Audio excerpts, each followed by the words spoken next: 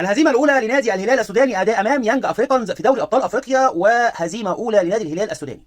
طبعا زي ما انتم عارفين، لو كان الهلال السوداني كسب النهارده كان فريق مولودية الجزائر كان وصل بيه دور الثمانيه مع نادي الهلال. لكن النهارده الهلال السوداني خيب امل الجزائريين وخيب امل الكل وخيب امل اي حد كان عايز الهلال يكسب النهارده، عشان الهلال لو كسب النهارده كان هيعمل حاجه تاريخيه اللي هي فوز الهلال، ويعني يرفع رصيده بالنقاط ل 13 نقطه، ودي ما حصلتش قبل كده اللي في تاريخ نادي الهلال. تاني حاجه، خيب امال نادي مولودية الجزائر اللي هو هيلعب الماتش الجاي في يانج افريكانز. الماتش هيبقى صعب طبعا زي ما انتم عارفين، مش سهل، رغم ان فريق يانج افريكانز فريق قد كده. يعني هو يانج افريكانز كله فريق قد كده، فريق ضعيف جدا، فريق عادي جدا وكل حاجه. نصيحه مني لاخواتنا الجزائريين، محدش يقول ان الهلال فوت الماتش، وان الهلال مش عايز المولوديه، وان الهلال مش عارف ايه، وان الهلال ايه.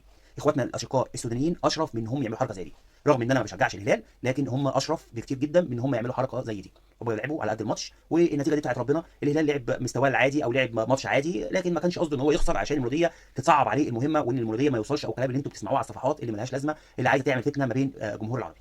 مفيش حاجه اسمها كده. جمهور الهلال السوداني جمهور محترم.